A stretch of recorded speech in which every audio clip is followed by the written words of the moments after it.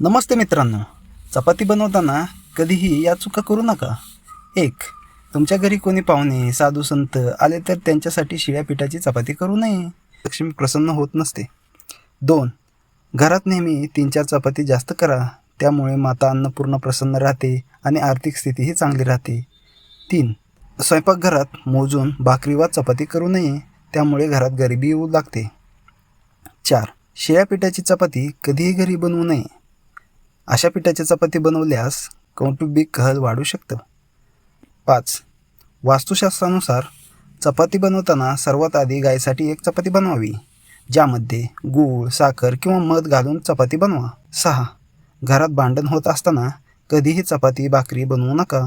अशांत मनाने तयार केलेले अन्न कुटुंबासाठी विषाचे काम करते आणि घरातील दुःख आणि नकारात्मकता अधिकच वाढते. Shri Swami Samarth. Like, subscribe, share करा.